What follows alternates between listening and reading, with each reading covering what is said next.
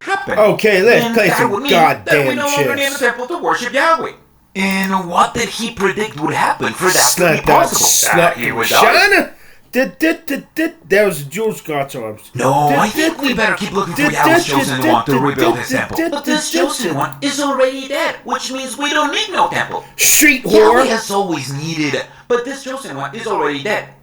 Yes, but that doesn't mean that, and that means we don't need no temple. No, because, in fact, he was pretty special. He's the Messiah promised in these parts of the Testament. You know, the only Testament, because no one has written a new one yet. Suck. Oh, you already started the new one and wrote that Jesus' body disappeared. You suck my dick, Jesus bitch. resurrects. In my version, he's the You Son of God suck and will my save all dick. humanity, not just the Jews. In my version, he You is God. suck This my is getting dick. out of hand. We need to rethink this and rebuild the temple because Come on, all dick versions are sucker. God. This little guy is the Jews, and this little group, the Christians. And the Christians made a monumental movement that transformed Yahweh into a God you could worship anywhere, not just in the temple, elevating him not only as a God who did not want you to worship other gods, but as the only God who existed. Romans tried to stop them at first, but 200 years later, Constantine converted to Christianity and went on to convert the entire Roman Empire, making its religion so powerful and widespread that it survived the fall of the Roman Empire itself, converting peoples and those across all of Europe who were not part of the empire and making them repent from their sins so they could be saved by Jesus or else. Then another group will write a sequel to the Bible claiming that Jesus Christ is not the Messiah, just another prophet, and that the true prophet was the author of that new book, a book that did not invalidate the Bible, but was just as important or more so than the Bible. If you believed them, you were a Muslim, but you were also hated and persecuted by many peoples. So the Muslims eventually ended up looking for land in the Middle East, building iconic temples there, and looking for more people to convert to their religion. That was the attitude of the conquerors when they found the New World and discovered it full of pagans who sacrificed people to the sun. Like the sun was real. So they converted as many people to Christianity as they could and sacrificed the rest so efficiently that by the time Mexico wanted to gain independence from Spain, it was a Catholic priest who united the first rebellion under the image of the Virgin Mary, which became the first official flag of the country.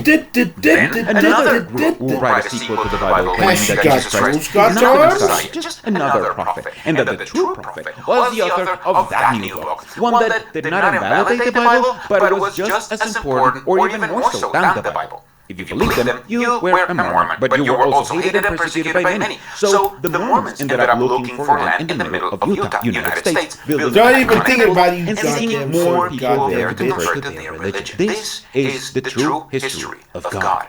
A storm god so unimportant that his origins was probably lost long before he became famous. A god originated in Canaanite mythology, adopted by the Israelites as their national god, merged with Elohim to grant him creative powers, elevated by Jesus Christ so that no one needed a temple or to be Jewish Suck in my dick, order bitch. to follow him, and with so many possible interpretations that countless religions have emerged claiming that their interpretation of God is Suck the my correct dick, one. bitch. And the best part is that the interpretation of God as a god of war and the like was also long forgotten, and those religions have always been super respectful when debating their interpretations of God. Suck Right? my... You suck my dick, bitch. You suck my dick, bitch. You suck my dick, bitch. You suck my dick, bitch. You suck my dick, bitch. People don't usually wake up one morning and suddenly decide to stop believing in God. It's rarely one moment or one argument or one bad experience that pushes someone away from religion. Dick, bitch. It's usually a process, Suck slow, my dick, bitch. quiet, You and suck internal. my dick, bitch. But once that process starts, it can be hard to Move, stop. fucking slut. And what triggers it varies a lot. For some, it's a question. Just one. Something simple. Something like, if God is good, why does he let bad things happen? For Oh, others, that's so. it's That's reading so, something that that's doesn't quite goddamn match what lame they ass were taught. goddamn Or noticing that science explains more and more of the world, while religion keeps offering the same answers it always has? Sometimes it's personal, sometimes it's intellectual, but for most people, it's a mix of both. So why do people leave religion? Let's really answer that clearly, honestly, and from the ground up. One major reason is this: religion doesn't change, at least not fast enough. Believers might say their religion is timeless, that it's supposed to stay the same, that its truths are eternal. But culture changes, knowledge evolves, and people grow. And when religion refuses to grow with them, a gap forms. Over time, that gap gets harder to ignore. Think about how we view morality today. Things like slavery, gender roles, same-sex relationships, corporal punishment, or punishment. Most religions had pretty clear views on these topics, and many of those views now feel outdated, even harmful. Of course, religious leaders often reinterpret old scriptures to fit modern values, but that's kind of the point. If you need to constantly explain away or reframe ancient texts to keep them socially acceptable, maybe those texts aren't the best foundation for a moral worldview. That's one reason people leave, the uncomfortable realization that their religion might not be leading, but lagging behind. Then there's the matter of evidence, or, more specifically, the lack of it. Faith, by definition, asks us to believe without proof, but the modern world trains us to expect evidence, to question, to verify. We do it with news, with science, with medicine, with history. But when it comes to religion, we're told that questioning is dangerous or disrespectful or sinful. For some people, that contradiction becomes impossible to ignore, especially when they start comparing religions side by side. Almost every religion claims to be the truth, but they all offer different truths. If you're born in Saudi Arabia, you'll likely be Muslim. If you're born in Utah, you might be Mormon. If you're born in India, Hinduism is probably the default. That distribution alone raises a question. Is belief based on truth or on geography? When people realize that their religion isn't unique, but simply the one they happen to grow up in, that realization can shake the very foundation of their faith. This ties into something deeper, the psychological weight of identity. For many, religion isn't just about beliefs. It's about belonging, family, community, ritual, history. Letting go of that isn't easy. It's like stepping out of a warm room into the cold. But for those who do step out, it's usually because staying in started to feel dishonest, or suffocating, or both. Another reason people leave is the problem of suffering. This one's simple but powerful. If there's a loving, all-powerful God, why do innocent people suffer? Why does he allow natural disasters, childhood cancer, famine, genocide? Now, theologians have answers for this: free will, soul-building, divine mystery. But to someone watching their child die in a hospital bed, those answers can feel more like excuses. And for many, that's where the thread starts to unravel. Others leave because of the behavior of religious institutions. It's not just the abuse scandals, though those have absolutely played a role. It's also the hypocrisy, the corruption, the political meddling. When religious leaders preach compassion but protect abusers, when they claim humility but chase wealth and influence, when they say they're about love but act out of fear, that disconnect leaves a mark. People start to wonder, if this is God's chosen institution, why does it look so human? And when they dig deeper, they often find that these aren't new issues. They've been baked in for centuries. Still, the decision to leave isn't usually sparked by scandal alone. It's the deeper realization that religion doesn't own morality. And it never has. There's this quiet discovery people make, that you can be good without God. That empathy, fairness, and kindness don't need holy books to exist. And once someone sees that, the spell breaks. They stop looking up for answers, and start looking around, and then inward, because the questions don't stop after someone leaves religion. If anything, they multiply. But now the answers come from different places: philosophy, science, psychology, literature, even art. And those answers aren't always comforting or certain, but they're honest and earned. Some people say, leaving religion is like losing a parent. Others say it's like taking off a blindfold. It's both in a way. There's grief, there's loss, there's fear, but there's also freedom. A freedom to question without guilt, to change your mind, You suck to my live dick, without bitch. pretending You to suck believe my things dick, you bitch. no longer do. And that matters, because deep down, people want to live with integrity. They want their worldview to match reality, not just tradition, and sometimes religion just can't offer that anymore. Not because people are lost, but because they're looking harder, because they're willing to follow the truth, even if it takes them out of the pew and into the unknown. There's also the question of prayer, what it promises and what it actually delivers. People are told that prayer works, that if you ask with faith, God will listen. Some are taught that it heals, protects, I call guides, God the and no even answering performs prayer miracles. motherfucker, 'cause he won't But when answer my someone prayer for something. prays earnestly for a job, for healing, for their child's safety, and nothing happens, something curse- starts to shift, especially when you realize that prayer's success rate is barely distinguishable from chance. For every person who recovers and credits prayer, there's another who prayed just as hard and didn't make it. And often, when prayers Fuck do you, go God, unanswered, son of a the bitch. blame quietly shifts to the believer. Maybe you didn't have enough faith. You son of a Maybe bitch. it wasn't God's will. But over time, that starts to sound like a system designed to be unfalsifiable. Heads, Fucking religion son of a wins. bitch, God. Tails, you didn't pray right. And for a lot of people, that stops feeling like comfort You and son of a starts feeling bitch. like gaslighting. Another subtle reason people walk away is the experience of cognitive dissonance. That quiet, That word uneasy fucking tension you pisses me feel off. when two ideas you believe start to clash. Like when your religion teaches love and compassion, but condemns people for who they love. Or when it calls Oh for my humility goodness, talk while about claiming fears. exclusive access to eternal truth. That inner conflict builds over time. You might suppress it, Suck try to my resolve slut. it, try to find a middle ground. Son of a But bitch. sometimes no amount of reinterpretation can bridge the gap.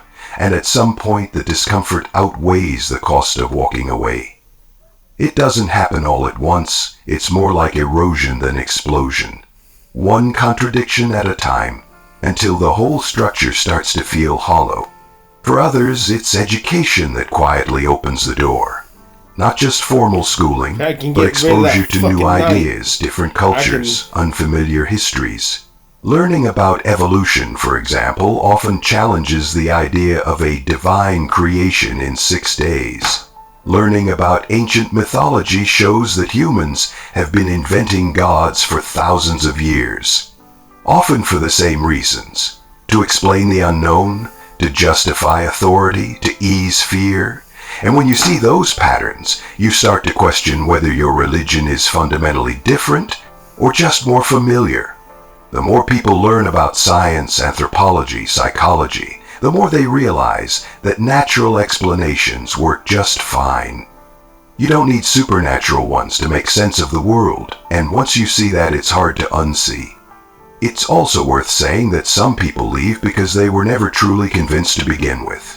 Maybe they went along with it because their family expected it, or their community assumed it, or their childhood self never thought to question it. But as they get older and start to think independently, they realize that they were performing belief more than actually feeling it. And once you admit that to yourself, pretending becomes exhausting.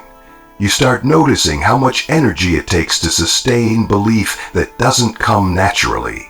And one day you just stop. For many people, the breaking point is less about belief and more about control. Some religious environments don't just teach faith, they enforce conformity. What to wear, who to marry, what to read, what to feel guilty about. And at first, those rules might seem like guidance, but over time, they start to feel like surveillance. When your every choice is filtered through religious authority, even your thoughts, even your doubts, you lose a sense of agency. And for some, leaving religion becomes an act of reclaiming their own mind. Not because they want to sin or rebel, but because they want to think freely, without fear of eternal consequences. And that fear of punishment, of hell, of being cut off from loved ones, is a major force that keeps people in religion long after they stop believing. It's one of the hardest things to walk away from. Because it's not just fear of pain, it's fear of being wrong. What if you leave and God's real? What if eternal punishment is waiting just on the other side of doubt? That fear is planted early, often in childhood, and reinforced constantly. It doesn't go away just because you've reasoned your way out of belief. It lingers, and it's a cruel kind of fear, because it punishes you for asking questions, and then punishes you again if you ignore them. No, I'm going to ask But many do walk away, and when they do, they often find that their moral compass still works just fine. In fact, it often sharpens, because now, instead of following rules out of fear or obligation, they make choices based on empathy, reason, and shared humanity. They ask, does this action reduce harm? Does it promote fairness? Does it respect others' autonomy? And that kind of ethics doesn't need divine command. It just needs a willingness to think and to care. That realization is one of the most empowering things someone can experience after leaving religion. That you're not lost without faith. You're just navigating with a different map. Sometimes people leave because they've met others who already have. Friends, mentors, online voices, books. Exposure to different perspectives is powerful, not because it converts people, but because it gives them permission. It shows them that life outside religion exists and can be full, meaningful, joyful. When someone sees a person living well without faith, not miserable, not directionless, but grounded and content, it becomes harder to believe the old warnings. You start to realize that maybe it's not belief that creates goodness, but the other way around. Another underappreciated reason people leave is that they finally feel safe enough to. This might sound simple, but it's huge. When you live in a deeply religious community, walking away isn't just a private decision. It can cost you relationships, reputation, even housing. Some people stay in religion not because they believe, but because they're afraid of what they'll lose if they don't. So when someone finally moves away or finds a support system or gains the financial or emotional independence to be honest about their views, that's when they start to step out.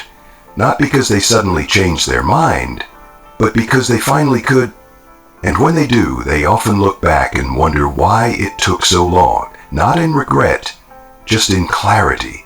Because from the outside, things start to look different. What once seemed sacred starts to feel arbitrary. What once felt powerful starts to feel constructed. They begin to see the machinery behind belief, the social reinforcement, the rituals, the unspoken pressure to conform. And they realize how much of religion operates not through evidence, but through habit. But none of this means the process is easy. There's grief in leaving religion, sometimes deep grief. You lose community. You lose certainty. You lose the stories that once gave your life shape and meaning. And for a while it can feel like stepping into a void. But with time, many discover that meaning isn't something handed down from above. It's something we create. Through relationships, through work, through curiosity, through love, and meaning that we create ourselves often feels more real than anything we were ever told to believe. Some people don't leave because they stop believing in God. They leave because they stop believing in religion. They might still feel something spiritual, still feel awe when they look at the night sky, but they no longer believe that ancient texts or institutions have a monopoly on that feeling. They realize you can feel wonder without needing to worship. You can feel connected without a church. You can feel humbled by the universe without believing it was made for you. Others leave because they start to notice how religion often creates the very problems it claims to solve. It tells us we need salvation and then offers to save us. It tells us we're broken and then offers healing. It tells us we're fallen and then offers forgiveness. But what if we're not broken in the first place? What if we're just human? Flawed, sure. Confused sometimes. But not cursed, not condemned. And when that realization sinks in, the whole structure of guilt and redemption starts to fall apart. People also leave when they realize how much religion depends on early exposure. You're told what's true before you're old enough to question it. You're taught what to believe before you've developed the tools to doubt it. And that's not education, that's conditioning. By the time most people are adults, their religious beliefs are already deeply tied to family, identity, memory. But if those beliefs had been introduced after you'd grown up, without pressure, without fear, would you have chosen them? That question alone makes some people walk away. Some start to notice how religion makes huge claims, but doesn't offer proportionate evidence. Claims about the origin of the universe, the afterlife, absolute morality, divine intervention.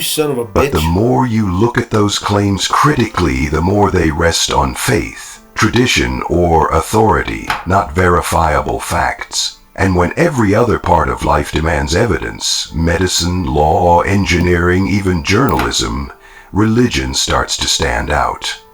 Not because it's above scrutiny, but because it avoids it. That avoidance is a red flag for many.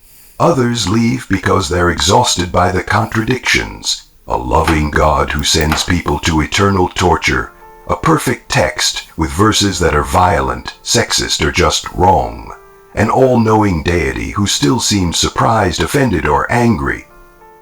At a certain point, the apologetics start to sound more like mental gymnastics than honest reflection. And that's when people begin to step back, not out of pride, but out of intellectual honesty. There's also something that happens when people travel or just see more of the world.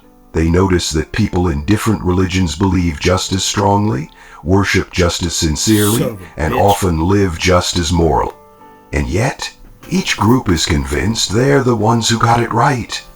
That raises the question, is belief about truth? Or is it about familiarity?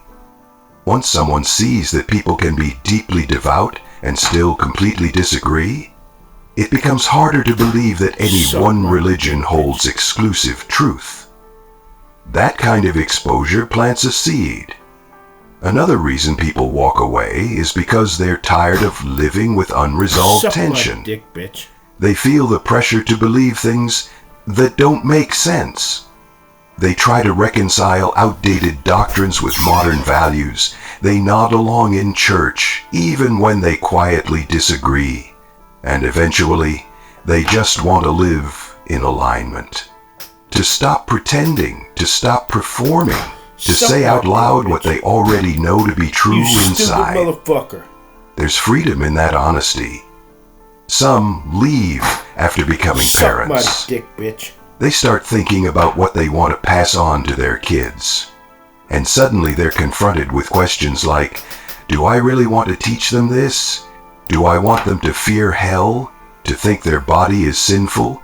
To believe people outside our religion are wrong or lost? And when those questions start to feel uncomfortable, people begin to reconsider what they were taught themselves. It's not always rebellion. Sometimes it's just a deep desire to raise kids with open minds. And you can't teach that, honestly, if you're not living it yourself. Others leave because of silence. Because when something truly awful happens, and religion offers only platitudes. Or worse, when it blames the victim or shrugs it off as God's plan. That can be the last straw. People want real answers, not moral loopholes.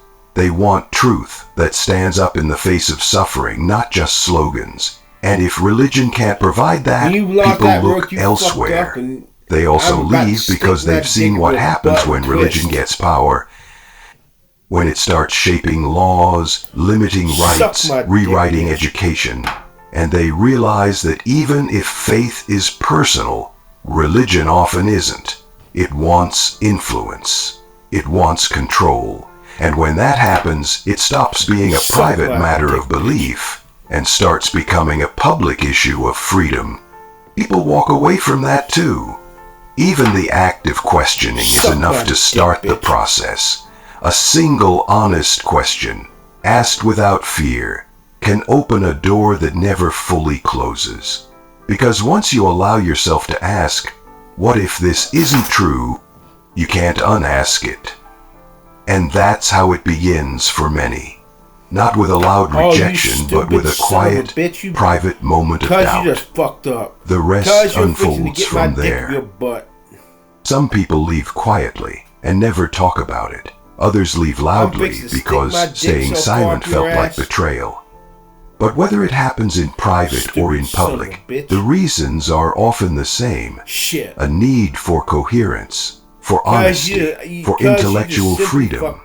Not because people want an easier life, but because they want a more truthful one. One without contradictions, without fear, without having to filter their every thought through ancient dogma. They want their beliefs to evolve as they learn more, not stay frozen because a book said so. And they want to be able to say, I don't know, without being told that doubt is a sin. That desire to think clearly, to live truthfully, is powerful. It's not anti-religion, it's pro-religion. Many of those who leave still carry deep respect for certain parts of their religious past. The music, the community, the rituals that once gave rhythm to their life. And sometimes they even miss it. But missing a feeling isn't the same as believing a claim. You can appreciate tradition without pretending it's true. You can love your family without sharing their worldview. You can honor where you came from while still choosing a different path forward. People leave religion because they start to see the full picture. They see the beauty in science not just as a tool, but as a way of understanding reality without superstition. They see the richness of philosophy, the thousands of years humans have spent thinking deeply without needing a god to anchor their thoughts. They see that meaning isn't handed down from above. It's made, shaped, discovered, and it's no less powerful because it's human. Some people leave because religion taught them to value truth, and they followed that value all the way out. They were told to seek, to knock, to ask, and when they did, the answers didn't lead back to the pulpit. They led elsewhere, to books, to history, to conversations they weren't supposed to have, and those conversations changed them. Not because someone gave them the right argument, but because they finally gave themselves permission to think freely. Others walk away simply because it feels right, not because of trauma or logic or rebellion, but because when they step outside religion, the world makes more sense. They feel more at home in their own skin. They feel more connected to people, not divided by belief, but united by experience. They feel maybe for the first time fully awake, and that feeling is hard to ignore. There's a certain strength in letting go, not because it's easy, but because it means you're ready to face the world as it is, without guarantees, without cosmic promises, without an invisible safety net, and still find meaning, still find purpose, still care deeply, still love. People don't leave religion because they're lost. They leave because they've found enough courage to ask their own questions, and enough clarity to stop pretending they already have all the answers. That's not weakness. That's integrity. And for many, It's the beginning of something far more honest and far more human. You suck my dick, bitch. You suck my dick, bitch. Prepare yourself, because what you are about to hear will shake the very foundation of your beliefs and assumptions. Moses never existed. Not the Moses you think you know from Sunday school stories or the Bible verses memorized over a lifetime, but no Moses walked the earth, no parting of the Red Sea, no lawgiver receiving stone tablets from a burning bush. It sounds outrageous, maybe even blasphemous to some, but if you keep listening, you will realize that the evidence to support Moses as a historical figure is astonishingly absent. Why has this truth been hidden or ignored for millennia? How has the story of Moses become so deeply embedded in the religious and cultural fabric of millions, yet lacks any credible historical footing? The Old Testament, the cornerstone of Judeo-Christian faith, holds Moses as the great liberator, the prophet who led the Israelites from slavery in Egypt, who conversed directly with God and laid down the laws that shaped Western civilization.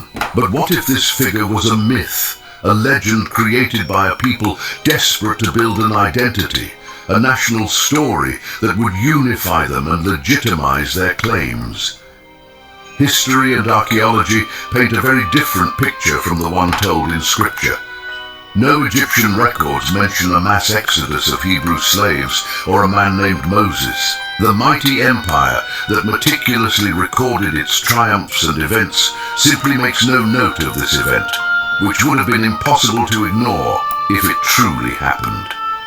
Even the archaeological digs in the Sinai Peninsula, where the Israelites supposedly wandered for 40 years, reveal no trace of this large nomadic population. The dates and timelines given by biblical scholars do not align with what we know about Egyptian history or the migration patterns of ancient peoples in the region. Consider this: if 1 million or more people had escaped Egyptian captivity and survived in the desert for decades, leaving behind pottery, tools, campsites, why is there zero physical evidence? The silence is deafening. We have to ask ourselves whether the Exodus story is a symbolic narrative, an epic tale to explain the origins of a people rather than a factual account. Moses becomes more than a man. He becomes a symbol of liberation, law, and divine authority. But the cost of believing in a historical Moses when no evidence supports his existence is to overlook the real complex origins of the Israelite people and their religious beliefs. This story was crafted, edited, and passed down through centuries, each generation adding layers of meaning and myth-making to serve political and theological agendas. If this shakes you, if it unsettles your core assumptions about history and faith, stay with me, because we are just beginning to unravel the greatest religious myth ever told. Let's dive deeper into why Moses is likely a mythical figure rather than a historical one. The Bible itself is the primary source of the Moses story, but it was written centuries after the supposed events took place. Some estimates say over 800 years later. Oral traditions were passed down, altered, and shaped by the cultural and political needs of those telling the story. Think about this. In the ancient world, oral histories were often more about teaching moral lessons and establishing identity than recording factual history. Like goddamn whore. When was the last time you heard a story from your family that remained exactly the same after generations? The narrative of Moses reflects the values and struggles of the Israelite people much later than the time he allegedly lived. This is important because history is never static. It is influenced by the storyteller's goals. Now let's look at the character of Moses himself. His life story is full of impossible events, surviving as a baby in a basket on the Nile, single-handedly confronting Pharaoh, performing miracles like turning a staff into a serpent, the parting of the Red Sea, and receiving the 10 Commandments directly from God on Mount Sinai. These are stories more aligned with myth and legend than verifiable history. Ancient civilizations frequently created such heroic figures to embody ideals. warriors, lawgivers, and divinely inspired leaders. Moses fits perfectly into this archetype, but there is no mention of him in Egyptian history, a glaring omission since Egyptians were meticulous record keepers. For a man who supposedly threatened the Egyptian empire and led a massive slave revolt, why does no Egyptian source ever acknowledge his existence or the event of the Exodus? Furthermore, many historians argue that the Exodus as described could not have happened the way the Bible portrays it. The scale is unrealistic, the timelines contradictory, and the geographical descriptions inconsistent. For example, the location of Mount Sinai is still debated, with no consensus among scholars or archaeologists. There is no archaeological proof that the Israelites camped there or that they received a covenant at that place. These inconsistencies suggest the story was pieced together from different traditions and perhaps inspired by smaller historical events magnified into a grand national myth. Reflect on this. What if the Exodus was a symbolic tale created to unite disparate tribes under a single religious and national identity? What if Moses is a composite character, an idealized leader representing many different people and moments in history? The implications are enormous. It means that the foundation of laws and moral codes attributed to a single man might have instead evolved over time through community consensus and cultural exchange. This challenges the divine origin narrative of these laws and forces us to reconsider the origins of religious authority and identity. The story of Moses has been powerful enough to shape civilizations, but that power does not necessarily equate to historical truth. When you accept that Moses likely did not exist as a real person, you are invited to ask deeper questions about faith, tradition, and what truths really mean in the context of history. Is it faith in the stories or faith in the historical facts that truly matters? How does knowing the story might be myth affect your understanding of the religious texts that have guided millions? This is not an attack on belief, but an invitation to seek a clearer, more nuanced understanding of our past. The silence of Egyptian records, the lack of archaeological evidence, the inconsistencies in the narrative, and the mythic nature of the stories themselves form a compelling case that Moses is a legendary figure, rather than a historical individual. It is time to stop taking ancient texts at face value and start critically examining their origins and purposes. Now let us confront another undeniable truth. The laws and teachings attributed to Moses, the Ten Commandments, and the entire Mosaic Law do not originate from a single source or moment in history, but are the product of gradual development, borrowed, adapted, and synthesized from older legal codes and cultural practices across the ancient Near East. When scholars examine the content of these laws, striking similarities emerge between the Mosaic Law and earlier codes like the Code of Hammurabi from Babylon, the laws of the Hittites, and various Egyptian legal traditions. These civilizations had long-standing, complex legal systems that shaped societies, and the Israelites were not isolated from these cultural influences. The idea that Moses alone, in a desert cave, received a perfect divine legal code is a narrative designed to provide absolute authority and legitimacy to a set of evolving social norms. It served to unify a fragmented people under a divine mandate. But this did not happen overnight, nor from a single divine encounter. Instead, what we see is a historical layering of traditions, laws, and rituals accumulated over generations, later attributed to Moses to strengthen their importance. This is crucial because the story of Moses as lawgiver is central to the Judeo-Christian worldview, which connects divine law directly to human behavior and morality. But if those laws are composite, human-made, and borrowed from other cultures, what does that mean for the religious authority of those texts? It forces a re-examination of how we understand divine inspiration and scripture. Moreover, Moses as a lawgiver and prophet fits the pattern of other mythic culture heroes who symbolize the birth of civilization and order from chaos. Across the world, we see figures who embody the transition from lawlessness to society, often wrapped in miraculous origin stories. Moses' story, with its miracles and divine encounters, fits this archetype perfectly, suggesting it is a mythologized construct rather than an eyewitness account. And what about the Exodus itself? Archaeologists and historians have searched for evidence of a mass migration or escape from Egypt. But instead, evidence points toward a slow, complex process of cultural emergence within Canaan itself. The Israelites likely evolved from Canaanite populations who gradually adopted new religious and social identities, not from slaves who escaped Egypt in a dramatic flight. The Exodus narrative then serves as a symbolic national founding myth, much like Rome's story of Romulus and Remus, designed to provide a heroic past and divine favor to a people forming a distinct identity. This myth-making is a powerful tool for unity, but should not be confused with historical fact. Consider how this changes everything.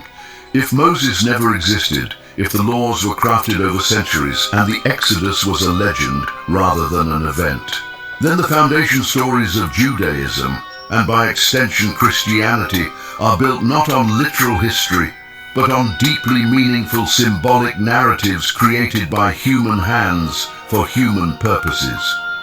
This does not diminish their spiritual significance, but places them in the realm of human culture and history, rather than divine biography. It also challenges the way we think about Jesus. Christianity depends heavily on the Old Testament as prophetic groundwork. If the Old Testament's foundational figure is mythical, what does that mean for the claims about Jesus and the fulfillment of prophecy? It forces believers to confront uncomfortable questions about the origins of their faith. Are these stories eternal truths or cultural products shaped by political and religious needs? These questions are not easy or comfortable, but they are necessary for honest exploration. The power of belief is real, but the historical foundations deserve scrutiny. If Moses is myth, then faith must be understood differently, not as blind acceptance of history, but as trust in moral and spiritual lessons shaped by generations. The greatest revelations often come from challenging our deepest certainties. The story of Moses pushes us to question, to dig deeper, and to separate faith from fact, myth from history. Only then can we truly understand the roots of our beliefs and the power they hold. Let us now examine the glaring absence of any Egyptian record of Moses or the Exodus, a silence that speaks volumes louder than any biblical text. Egypt was one of the most advanced and meticulously documented civilizations in the ancient world. Pharaohs kept detailed records of their reigns, military campaigns, construction projects, and religious rituals carved into stone temples and written on papyrus scrolls. Yet nowhere in these vast archives is there a single mention of Moses, a Hebrew slave uprising, or a mass exodus of millions. This silence is deafening. Why would the Egyptians, proud of their empire and conquerors, omit such a dramatic event? It defies logic. Historians argue that such a monumental event would have left unmistakable traces in Egyptian records, especially given the supposed scale of the Exodus. Instead, we find no evidence of widespread slave revolts or the collapse of the Egyptian economy due to the departure of a large workforce. Archaeology similarly fails to support the biblical narrative. Excavations in Egypt and the Sinai Peninsula reveal no signs of a large group of people wandering the desert for 40 years or encamped at Mount Sinai. There are no remains of the vast infrastructure needed to sustain such a migration. No pottery, no tools, no burial sites, no campsites. This absence suggests that the Exodus story is not a literal account, but rather a theological myth constructed to explain the origins of Israel and its relationship with God. Furthermore, the timeline of the Exodus placed roughly in the 13th or 15th century before Christ, conflicts with known Egyptian history. Pharaohs like Ramses II, often identified with the Pharaoh of the Exodus, left detailed records of their reigns, none of which mention any disaster matching the biblical plagues or a mass departure of slaves. This chronological inconsistency weakens the historical credibility of the story even further. Consider this. If the Egyptians recorded everything else about their empire, why would they omit this event? One plausible explanation is that the story was invented or heavily embellished by later generations of Israelites to create a national myth. Such myths serve to unite people under a common history, provide justification for land claims, and explain their unique relationship with their God. They also serve political purposes, giving authority to religious laws and leaders. The absence of Moses in Egyptian records suggests he was not a historical figure, but a symbolic leader, perhaps inspired by multiple individuals or even entirely fictional. His character embodies the ideals and aspirations of the Israelite people during a time when they sought identity and cohesion. This is not an attack on faith, but an invitation to understand the difference between myth and history. The Bible's stories carry spiritual truths and moral lessons, but they were not written as historical documents in the modern sense. When we approach these texts critically, we discover layers of meaning rather than literal fact. This distinction matters because it shapes how we interpret religious claims and understand the origins of major world religions. If Moses and the Exodus are myth, then the foundation stories of Judaism, and by extension Christianity, are theological constructs rather than historical events. This reality challenges deeply held beliefs, but also opens space for faith, grounded in meaning rather than historicity. What if the power of these stories lies not in their factual accuracy, but in their ability to inspire, guide, and unify people? This perspective invites a mature, nuanced faith that embraces doubt and complexity instead of insisting on literal truth. It also forces us to rethink how religious history has been taught and understood for centuries. The myth of Moses is a mirror reflecting human needs for identity, purpose, and connection with the divine.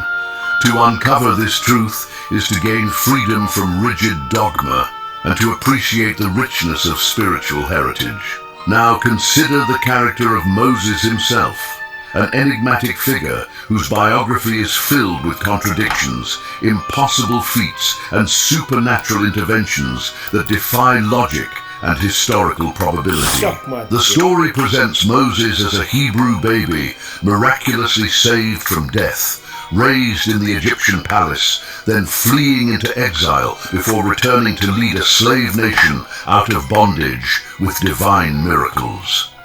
From speaking to a burning bush to parting the Red Sea, the narrative is a tapestry of mythic elements common in ancient hero stories, designed to elevate Moses beyond mortal status. But when we scrutinize these tales, their implausibility stands out starkly. The burning bush, for example, which speaks to Moses, is a powerful symbol rather than a historical event. The story conveys that Moses' authority comes directly from God, but there is no external corroboration of such an encounter. The miracle of the Red Sea parting is a spectacular event with no parallel in natural history or archaeology. It is an imaginative image created to symbolize liberation and divine intervention, not a factual account. Moreover, Moses' role as lawgiver and prophet who receives the Ten Commandments on Mount Sinai introduces the concept of divine law, but this again aligns with mythological patterns seen in many cultures where sacred laws are given by a divine messenger. The narrative of Moses embodies the archetype of a savior and leader who embodies divine will, a role meant to inspire loyalty and faith among followers. However, the absence of any independent historical records from Egypt or surrounding nations mentioning Moses or the Exodus raises the question, was Moses a real person, or is he a composite character created by later writers to embody Israel's identity and religious ideals? This question is critical because if Moses never existed as described, the entire structure of Old Testament history and theology is built on a fictional foundation. The implications extend to Christianity, which draws heavily on the Old Testament. Jesus is portrayed as the fulfillment of Mosaic law and prophecy, but if Moses is myth, what does that mean for the legitimacy of Jesus' mission? This is not an attack but a call for honest examination. Faith and history must be distinguished. Faith thrives on spiritual truth and personal meaning, but history demands evidence and coherence. To conflate the two is to risk misunderstanding both. The story of Moses challenges us to reconsider how sacred narratives are constructed, how myth and history intersect, and how deeply cultural and political factors shape religious texts. It invites a new kind of faith, one that embraces complexity and sees the Bible not just as history, but as a profound cultural artifact that speaks to human aspirations, fears, and hopes. This understanding does not diminish spirituality, but enriches it by rooting it in the human experience rather than a literal past. By questioning the existence of Moses, we open a door to deeper, more meaningful engagement with religion, one that values questioning over certainty and dialogue over dogma. If you have felt shaken by this truth so far, know that even greater revelations lie ahead. Stay with me, because what comes next will challenge everything you thought you knew about faith, history, and the stories we tell ourselves to find meaning. 5,000 words remaining. If this truth already shook you, imagine what comes next. Subscribe so you do not miss the full truth. Let us now pull back the curtain on something even more unsettling. The silence of Egypt, the cradle of civilization and meticulous record-keeping. For a moment, put yourself in the sandals of an Egyptian scribe. Your job is to record monumental events, wars, harvests, royal decrees, celestial phenomena, even dreams of pharaohs. Now imagine what it would take for an empire-shaking mass slave escape to go completely unrecorded. Not a single papyrus, not one stele, not even an offhand remark on a pottery shard. Nothing.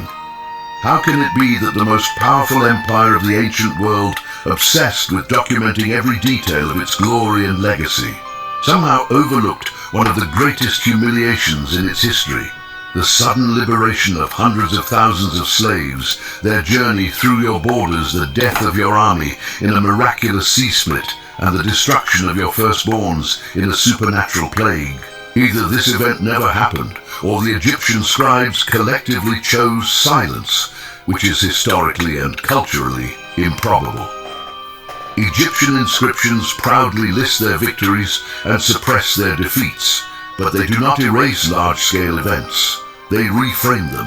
If the Exodus were real, we would find it distorted, denied, or vilified in Egyptian accounts. But we do not. Instead, the silence screams louder than any confession.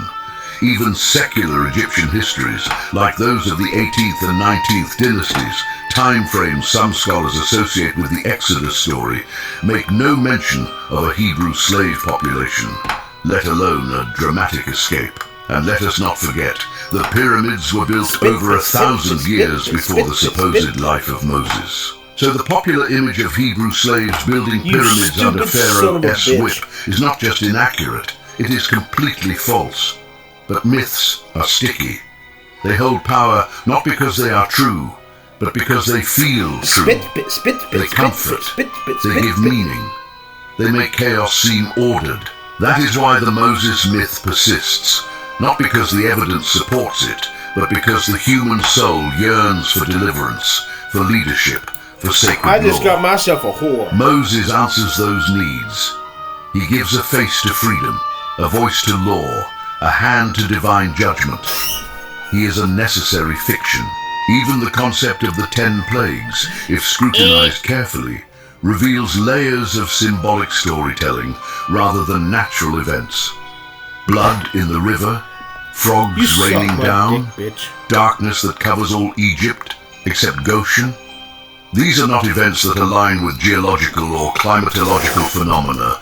They are allegories of divine judgment against a polytheistic empire. They are structured almost theatrically to escalate tension, break Pharaoh's will, and showcase the God of Israel as supreme. But as with all structured narratives, they raise red flags to historians. Plagues do not arrive in literary sequence. Real life is messy. Myth is ordered. We are not discrediting the value of these stories. We are clarifying their purpose. They were never meant to be literal history. They were sacred theater, designed to unify a people and elevate their story in a hostile world. If Moses were real, we would expect some archaeological echo, a grave, a tool, a text, a name in some foreign record. We have none. We find no trail of tents across the Sinai, no campfires, no graves, no pottery shards from a mass migration of hundreds of thousands, not even a bone. Think about that. 40 years in a desert leaves marks, but this journey leaves no footprint. Even conservative archaeologists admit the Exodus as described in the Bible did not happen. What they propose instead is that the story may be a memory, amplified and reshaped over centuries of small groups of Semitic people leaving Egypt in different waves and merging into the Canaanite population over generations. That is a far cry from divine fire and parted seas. The Moses story, then, is a cultural epic, not a biography. It is Israel's national origin, essential, profound, powerful, but not historically verifiable. And that matters, because so much rests on this foundation. If Moses did not write the law, if he never led a people out of Egypt, if he never existed, then the claim of divine law given to a chosen people collapses. The authority shifts, the questions grow sharper. Who created the laws? Who told the stories? What was the agenda? And most importantly, what are we believing in and why? These questions are not threats to faith. They are its beginning. A faith that fears questions is not faith. It is control. And if you are still watching, still listening, still with me after this far, then you already know. You are ready to question. You are ready to see. And what comes next will crack the foundation even further. Stay with me. And now we must venture even deeper into the minds of the very people who told us this story. Who were they? Why did they write what they did? What were they trying to protect, or project, or prove? Because here says the thing most people do not know. The story of Moses did not appear all at once. It was not dropped from the sky onto a golden scroll. It evolved. It was assembled. It was stitched together from oral traditions, political needs, theological agendas, and cultural borrowings. Suck my dick, the earliest books of the Hebrew Bible, Genesis, Exodus, Leviticus, Numbers, and Deuteronomy, were not written by a single author, certainly not by Moses himself. They were compiled over centuries by different writers, now known in biblical scholarship as the Yahwist, the Elohist, the Deuteronomist, and the priestly sources. These writers had different styles, different vocabularies, even different names for God. Sometimes they contradicted each other. Sometimes they repeated the same story with different details. Why? Because they were writing for different audiences, in different eras, under different rulers. The Yahwist, writing in the south around the 10th century before Christ, described God in a personal, almost human way, walking in gardens, speaking face to face. The Elohist, likely writing in the north, used a more distant, formal tone. The priestly source, writing later, focused heavily on ritual, purity, law, and genealogy. And then came the Deuteronomist, whose emphasis on covenant, obedience, and national identity shaped much of what we now associate with Moses. But here is where the illusion shatters. The figure of Moses changes depending on who is telling the story. In some versions he's a lawgiver, in others a prophet. Sometimes he is a reluctant leader, other times a commanding authority, and the inconsistencies do not stop there. Consider the moment at the burning bush. In one account, Moses speaks directly with God. In another, it is an angel of the Lord. In some parts, God hardens Pharaoh's heart. In others, Pharaoh resists on his own. These are not trivial differences. They are the fingerprints of multiple human authors, not the voice of a single divine writer. And that changes everything. Because if Moses is a literary construction, a composite character crafted to hold together divergent political and religious interests, then we are not dealing with history. We are dealing with mythology. Let me ask you this. Why would a people invent a story about being slaves? About being oppressed, wandering, lost, punished by God, dying in the desert before reaching the promised land? Because this was not a victory song. It was a trauma narrative, a story of suffering, endurance, and eventual redemption. And like many such narratives, it served a purpose. It forged identity. It justified land claims. It bound people to laws. It explained suffering. It warned against disobedience. It built a framework for unity. But it did not emerge from a single moment in time. It evolved across centuries of exile, conquest, displacement, and return. And within that evolution, the character of Moses became the idealized solution to every crisis. When the people needed direction, Moses received the law. When they needed freedom, Moses led them out. When they sinned, Moses pleaded on their behalf. When they doubted, Moses performed miracles. He was always the answer. But he was not a man, he was a mirror.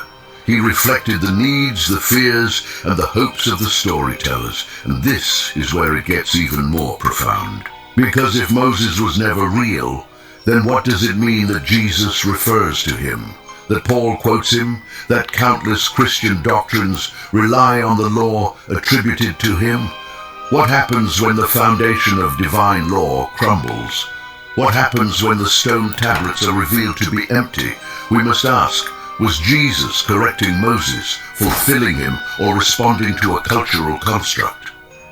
If Moses never stood on Sinai, never carried commandments down a mountain, then what exactly is being fulfilled?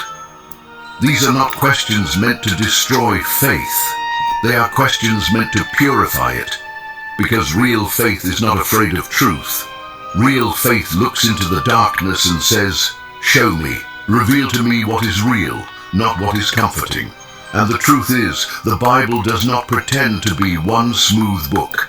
It never hides its seams. It never conceals its contradictions. It invites us to wrestle. Like Jacob with the angel, we are meant to struggle with it, and in that struggle, we discover something better than certainty. We discover integrity. And that is the gift of realizing Moses never existed. It is not an attack, it is an invitation to see the story anew, to understand its purpose, to separate myth from memory and fiction from fact. Because the real miracle is not that Moses parted the sea, it is that we, thousands of years later, are still trying to understand what it means to be free, to be moral, to be human. And that search, that hunger for meaning, is where the power of the story still lives. If this truth already shook you, imagine what comes next. Subscribe so you do not miss the full truth. If you have made it this far, you already sense it. Something massive is unraveling. But now we turn to the question no one dares to ask in public.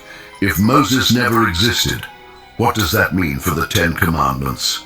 For centuries, they have been displayed in courthouses, taught in schools, etched in stone, literally and metaphorically. They are seen as the bedrock of morality, the foundation of Judeo-Christian law.